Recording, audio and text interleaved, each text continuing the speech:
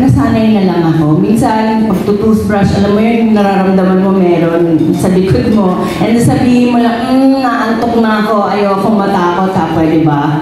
Yung mga ganun. Ako medyo marami. Bata pa ako, naglalaro ako sa long table namin sa Nueva Ecija. Ng bahay-bahayan, ako lang. Tapos may mga kurti-kurtina, pero towels. Tapos isang beses, may nakita ko na naka-float na legs.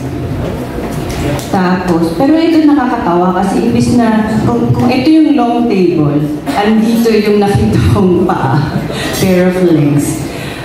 Dito ako pumunta, as in sumisigaw ako, pero papunta sa kanya.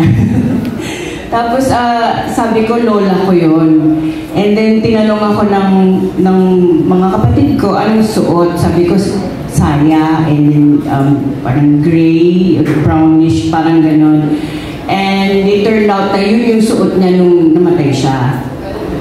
Okay, marami pa. May mga, ayoko pumupunta rin sa mga patay, kasi madalas may sumusunod. May maids ako, dalawa sila, papunta sila sa akin, nagdi-dinner ako.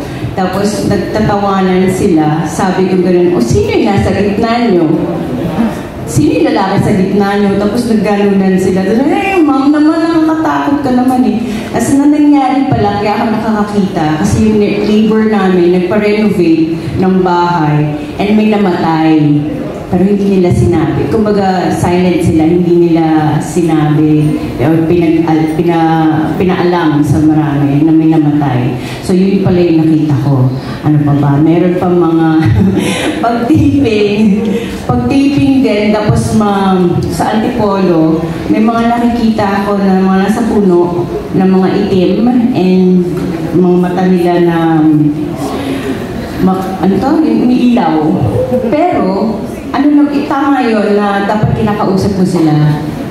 Alamin mo kung bakit or anong ginagawa nyo, and sabihin mo na wala kayo doon para manggulo. And sila rin parang curious din sila kung anong nangyayari kasi taping yun. Parang nakasampay lang sila sa puno and nanonood. So sinasabihan ko lang din yung mga tao na huwag kayo magkakalat. Kasi syempre, ayaw nila yun na istorbo din sila. So, marami.